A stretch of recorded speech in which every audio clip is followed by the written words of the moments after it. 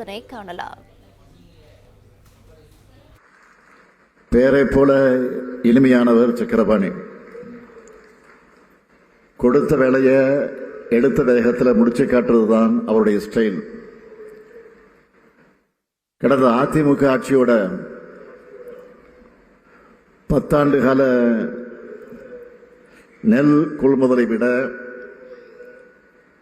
நம்ம திராவிட மாடல் ஆட்சியில கடந்த 4.5 ஆண்டு காலத்தில் 6 லட்சம் மெட்ரிக் டன் அதிகமாக நெல் கொள்முதல் செஞ்சு தொடர்ந்து தரமான அரிசி வழங்கி இந்தியாவில் எங்கேயும் இல்லாத அளவுக்கு 7,33,000 மெட்ரிக் டன் கொள்ளளவு கொண்ட மேற்கூரையுடன் கூடிய நெல் சேமிப்பு தளங்கள் கட்டி நெல்லை பாதுகாப்பாக சேமித்து வைக்கிறது என்கிற அந்த சிறப்பான ஒரு பணியை நிறைவேற்றி தந்தவர் தான் நம்முடைய அமைச்சர் சக்கரபாணி அவர்கள். அவருக்கு என்னுடைய பாராட்டுக்கள், வாழ்த்துக்கள். அதேபோல் இந்த மாவட்டத்தினுடைய மக்கள் பிரதிநிதிகளாக நம்முடைய அன்புக்குரிய பிரகாஷ் அவர்களும் மதியழகன் அவர்களும் திரு ராமச்சந்திரன் அவர்களும் அதேபோல இங்கு அமர்ந்திருக்கக்கூடிய நாடாளுமன்ற உறுப்பினர் அவர்களும் மிக சிறப்பாக செயல்படக்கூடியவர்கள். எப்பொழுது என்னை சந்திக்க வந்தாலும் அவர்கள் இந்த மாவட்டத்திற்கான கோரிக்கைகளை கொடுப்பார்கள். கொடுப்பது மட்டுமல்ல, அதை நிறைவேற்றிக் கொண்டுதான் செல்வார்கள். அதேபோல் கிருஷ்ணகிரி மாவட்டத்திற்கு நான் வந்தவுடன் அமைச்சரும் சரி, மக்கள் பிரதிநிதிகளும் சரி, மாவட்டம் எப்படி இருக்கு என கேட்டவுடன் அவர்கள் ஒட்டுமொத்தமாக சொன்னது, நம்முடைய மாவட்ட ஆட்சியர் தினேஷ்குமார் அவர்கள் மிக சிறப்பாக செயல்படுகிறார் என சொன்னார்கள். அவருடைய செயல்பாடுகளுக்கு இன்று உதாரணமாக 2 லட்சத்திற்கு மேற்பட்ட பயனாளிகளே சாட்சியாக உள்ளார்கள். அதேபோல் அவருக்கும் மாவட்டத்தோட அனைத்து துறை அலுவலர்களுக்கும் இந்த நேரத்தில் வாழ்த்துக்களையும் பாராட்டுக்களையும் நான் தெரிவித்துக் கொள்ள விரும்புகிறேன். கிருஷ்ணகிரி மாவட்ட வளர்ச்சிக்கான அடித்தளங்கள் எல்லாம் திராவிட முன்னேற்ற கழகத்தினுடைய ஆட்சியில போடப்பட்டது. 2ஆம் சிப்காட் வளாகம் தொடங்கி ஓசூர், போச்சம்பள்ளி மின் நிலையங்கள், விஸ்வநாதபுரம் ஐடி பூங்கா, ஓசூர்ல மின்னணு தொழில் வளாகம்னு என்னால மிகப்பெரிய பட்டியலையே போட முடியும். அதையும் தாண்டி மகளிர் சுய உதவிக்குழு ஒருங்கிணைந்த தருமபுரி மாவட்டத்தில் இருந்தபோது இங்குதான் தொடங்கப்பட்டது. நமது ஆட்சியினுடைய முத்திரை திட்டமான மக்களை தேடி மருத்துவம் திட்டம் தொடங்கப்பட்டதும் இந்த கிருஷ்ணகிரி பகுதியிலே தான். இப்படி திராவிட முன்னேற்ற கழக அரசுக்கும் கிருஷ்ணகிரி மாவட்டத்திற்கும் நீண்ட நெடிய உறவு உண்டு. இந்த அரசு நிகழ்ச்சியில இதுவரை நடக்காத அளவுக்கு 1212 ரூபாய் மதிப்பீட்டில் 85,711 பயனாளிகளுக்கு இலவச வீட்டுமனை பட்டா வழங்கப்படுது. நகர பகுதிகளில் 5 ஆண்டுகளுக்கு மேலாக ஆட்சேபனையற்ற புறம்போக்கு நிலங்களில் வசித்து வரக்கூடிய மக்களுக்கு இலவச வீட்டுமனை பட்டா வழங்குற பணியை நம்ம அரசு வெற்றிகரமா செஞ்சு முடிச்சிருக்கு. இதுக்கு முன்னாடி ஊரக பகுதிகளில் மட்டும்தான் இலவச வீட்டுமனை பட்டா வழங்கப்பட்டு வந்துச்சு. ஆனா அந்த உரிமையை நகரப்பகுதி மக்களுக்கு வழங்கி வரலாற்று சாதனையை நிகழ்த்தியிருக்கு நம்முடைய திராவிட மாடல் அரசு. கிருஷ்ணகிரி நகராட்சியில 1802 பேருக்கும், ஒசூர் மாநகரத்தில் 3222 பேருக்கும் இலவச வீட்டுமனை பட்டா வழங்கப்பட்டிருக்கு. கிருஷ்ணகிரி நகராட்சியில் 40 ஆண்டுகளுக்கு மேலாக அரசு புறம்போக்குன்னு வகைப்படுத்தப்பட்டிருந்த மனைகளை ரயத்து வாரி நத்தம் மனைன்னு மாற்றி இருக்கிறோம். கிருஷ்ணகிரி நகராட்சியில் 3500 பேருக்கும், அதேபோல் ஒசூர் மாநகராட்சியில் சுமார் 8150 பயனாளிகளுக்கும் வகைப்பாடு மாற்றி நத்தம் மனைன்னு கணினி பட்டா வழங்கப்பட்டிருக்கு.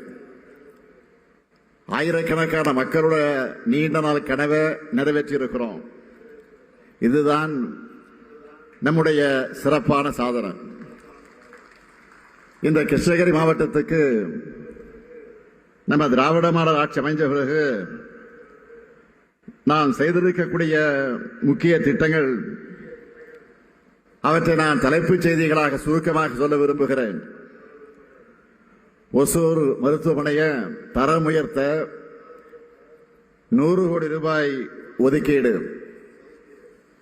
அரசு கலை மற்றும் அறிவியல் கல்லூரிகளில் புதிய மற்றும் கூடுதல் கட்டடங்கள் கட்டப்பட்டிருக்கு. ஆழியாலம் அணைக்கட்டு தென்பெண்ணை ஆற்று நீர் மூலமா கிருஷ்ணகிரி, தருமபுரி மாவட்டங்களோட பகுதிகள் பயன்பெற 56 கோடி ரூபாய் மதிப்பீட்டு திட்டம். எண்ணெய்கோள் அணைக்கட்டு நீரை வறண்ட பகுதிக்கு கொண்டு செல்ல 45 கோடி ரூபாய் மதிப்பீட்டு திட்டம். கிருஷ்ணகிரி மக்களுடைய நீண்ட நாள் கோரிக்கையான பாரூர் ஏரி கிழக்கு பிரதான கால்வாய் அமைச்சு போச்சம்பள்ளி மற்றும் ஊத்தங்கரை வட்டங்களில் இருக்கக்கூடிய 33 ஏரிகளுக்கு தண்ணீர் நிரப்பும் திட்டத்துக்கு 75 கோடி ரூபாய் ஒதுக்கப்பட்டிருக்கு. கீழ் கலவரப்பள்ளி அணை மற்ற அணை பகுதிகளை புனரமைத்து மேம்படுத்தும் பணி 30 கோடி ரூபாய் மதிப்பீட்டில் மேற்கொள்ளப்பட்டிருக்கு. 4 புதிய துணை மின் நிலையங்கள் பயன்பாட்டுக்கு வந்திருக்கு. புதிய வேளாண் காடு வளர்ப்பு திட்டத்தின் கீழ் 2597 விவசாயிகளுக்கு 7,75,000 மரக்கன்றுகள் வழங்கப்பட்டிருக்கு. தானாம்பட்டி, கும்மனூர், மாரம்பட்டி, ஆவலக்கம்பட்டி, எண்ணெய்கோள், கம்மம்பள்ளி ஆகிய 6 கிராமங்களில் 6 மரகத பூஞ்சோலைகள் அமைக்கப்பட்டிருக்கு. ஓசூர் மாநகராட்சியில் 951 கோடியே 37 லட்சம் ரூபாய் திட்ட மதிப்பீட்டில் 417 திட்டப்பணிகள் தொடங்கப்பட்டு 212 கோடி ரூபாயை 85 லட்சம் மதிப்பீட்டில் 323 பணிகள் முடிஞ்சிருக்கு. மீதமுள்ள 94 திட்டப்பணிகள் நடைபெற்று வருது. இப்படி நிறைய கிருஷ்ணகிரி மாவட்டத்துக்கு தேவையான பல்வேறு பணிகள் செஞ்சு தரப்பட்டிருக்கு. நம்ம அரசோட முக்கிய திட்டங்கள் இந்த மாவட்ட பயனாளிகள் பட்டியலில் சொல்லணும்னா, கலைஞர் மகளிர் உரிமை திட்டம், காலை உணவு திட்டம், நான் முதல்வன், புதுமை பெண், தமிழ் புதல்வன், டாக்டர் முத்துலட்சுமி ரெட்டி மகப்பேறு நிதி உதவி திட்டம், இன்னுயிர் காப்போம், நம்மை காக்க 48 போன்ற முத்திரை திட்டங்களால மட்டும் 6,68,233 பேர் இந்த மாவட்டத்தில் பயனடைஞ்சுக்கிட்டு இருக்காங்க. இதோட தொடர்ச்சியா இந்த மாபெரும் நிகழ்ச்சிக்கு வந்திருக்கக்கூடிய நான் அறிவிப்புகளை வெளியிடாம போக முடியுமா? போனால் மேடையில் இருக்கக்கூடியவர்கள் என்னை விடுவார்களா? ஆகவே 5 புதிய அறிவிப்புகளை நான் இங்கு வெளியிட விரும்புகிறேன். முதல் அறிவிப்பு, தனி ஊராட்சி ஒன்றியத்தில் இருக்கும் பல்வேறு கிராம பொதுமக்களும் பழங்குடியினரும் ஒன்றிய தலைமையிடத்திற்கு சென்று வர அதிக தூரம் பயணிக்க வேண்டியிருப்பதால் அஞ்சட்டியை தலைமையிடமாக கொண்டு புதிய ஊராட்சி ஒன்றியம் அமைக்கப்படும். இரண்டாவது அறிவிப்பு, கிளமங்கலம் ஊராட்சி ஒன்றியத்திற்குட்பட்ட பல்வேறு மலை கிராமங்களுக்கு 12,43,00,000 ரூபாய் மதிப்பீட்டில் சாலைகள் அமைக்கப்படும். மூன்றாவது அறிவிப்பு, கிளமங்கலம் பகுதியில் போக்குவரத்து நெரிசலை குறைக்கக்கூடிய வகையில் கிளமங்கலம் புறவழிச்சாலை அமைப்பதற்கான விரிவான சாத்தியக்கூறு அறிக்கை தயாரிக்கும் பணி தொடங்கப்படும். நான்காவது அறிவிப்பு, ஒசூர் மாநகர NH 44 மற்றும் NH 844 ஆகியவற்றை இணைக்கக்கூடிய விதமாக புதிய சாலை அமைப்பதற்கான சாத்தியக்கூறு அறிக்கை தயாரிக்கப்படும். ஐந்தாவது அறிவிப்பு, ஒசூர் மாநகர LC 104 104 ரயில்வே கேட் பகுதியில் புதிய ரயில்வே மேம்பாலம் அமைக்கப்படும். இப்படி கிருஷ்ணகிரிக்கு மட்டுமல்ல, தமிழ்நாட்டில் இருக்கக்கூடிய ஒவ்வொரு மாவட்டத்துக்கும் பார்த்து பார்த்து வளர்த்து வரோம். ஒவ்வொரு தனிமனிதனுடைய கோரிக்கையும் நிறைவேற்றி வருகிறோம். அதனாலதான் மக்கள் கிட்ட திராவிட முன்னேற்ற கழக அரசுக்கான ஆதரவு நாளுக்கு நாள் பெருகி வருகிறது. இந்த நிகழ்ச்சிக்கு நாங்கள் நியாயமாக 9 மணி அளவு 10 மணி அளவில் வந்து சேர்ந்திருக்க வேண்டும்.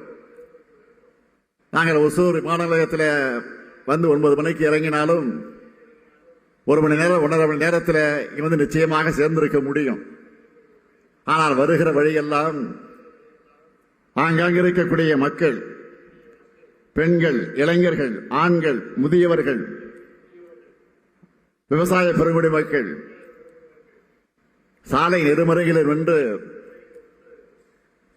எங்கள் வாகனத்தை வழிமறித்து வரவேற்று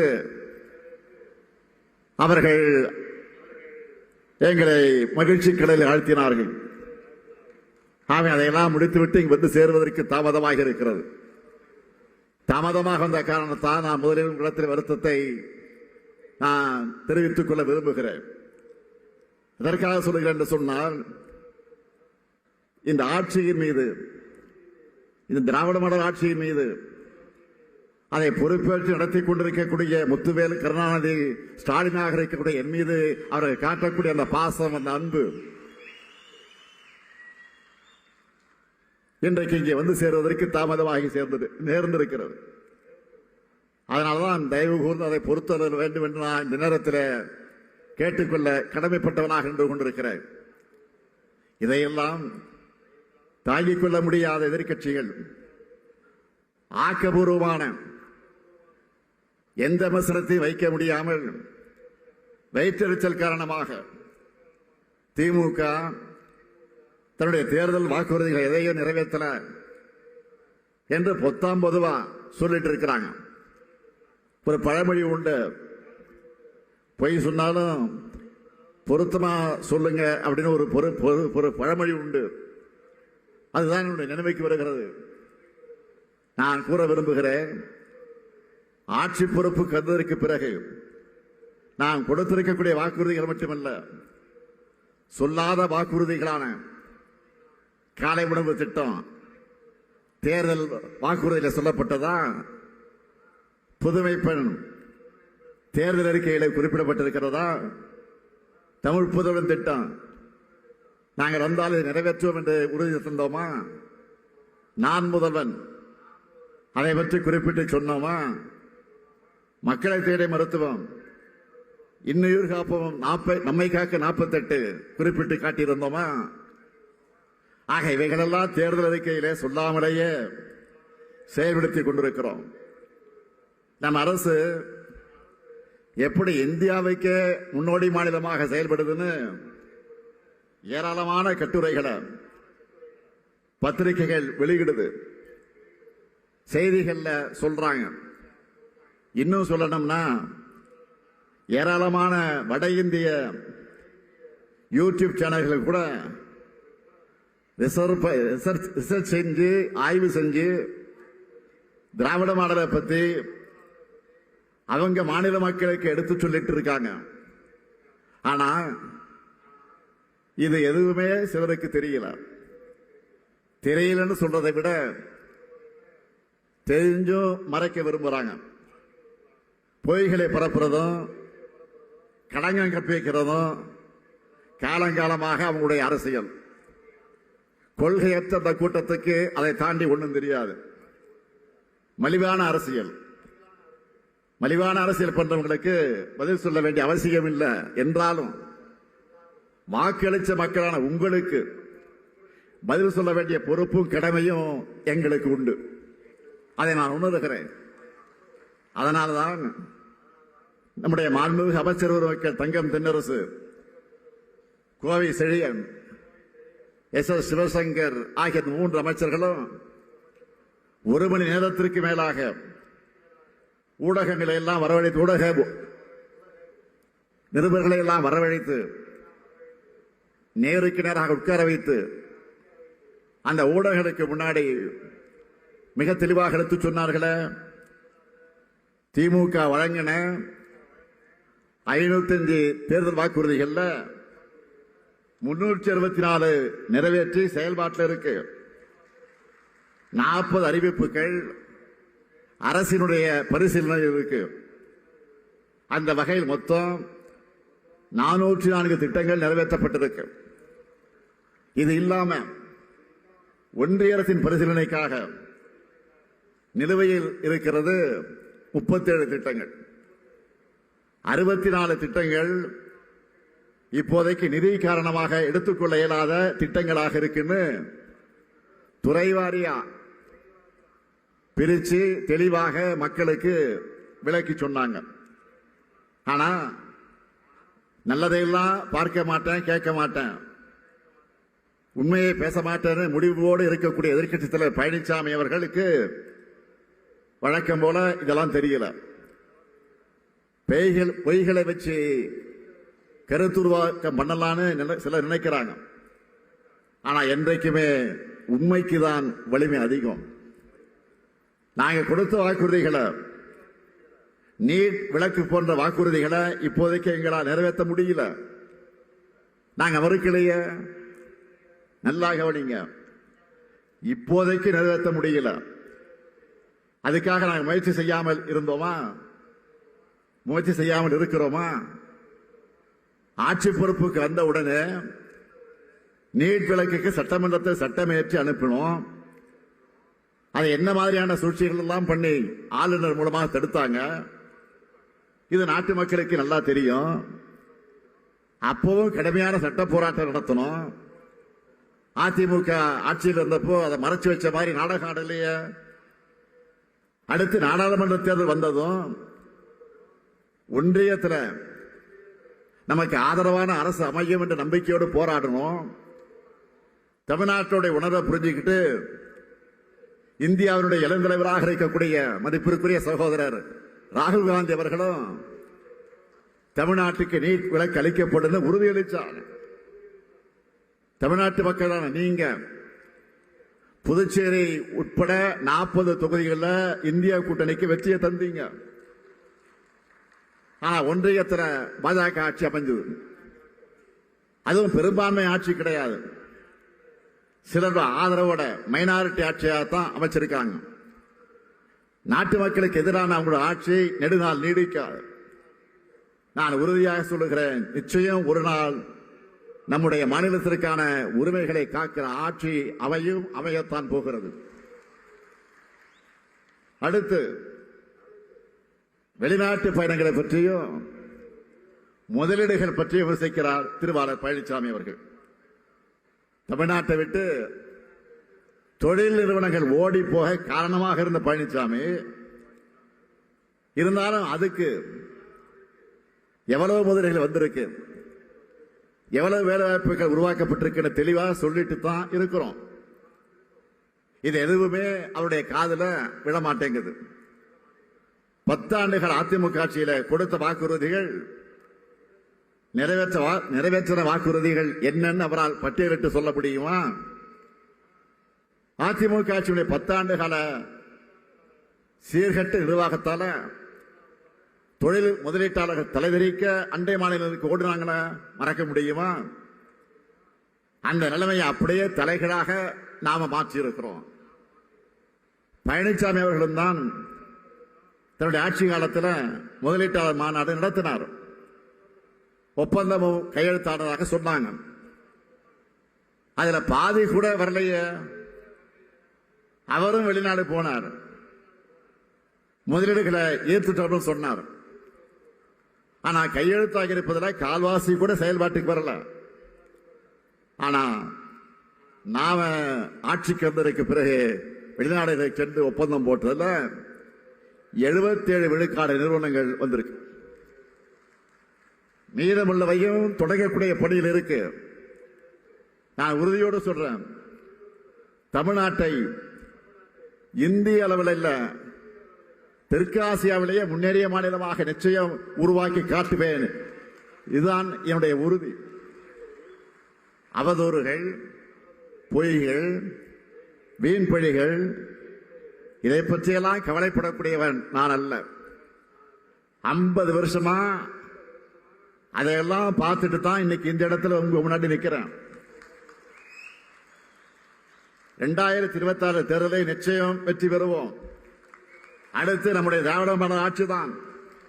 மக்கள் தயாராக இருக்காங்க. திராவிட முன்னேற்ற கழகத்துடைய மக்களாட்சி காலமெல்லாம் தொடரும் தொடரும். தமிழ்நாடு மேலும் மேலும் வளரும் வளரும். நன்றி, வணக்கம்.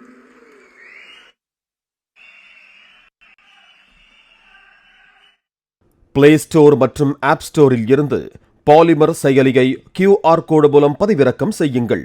செய்திகளை உடனுக்குடன் பெறுங்கள்.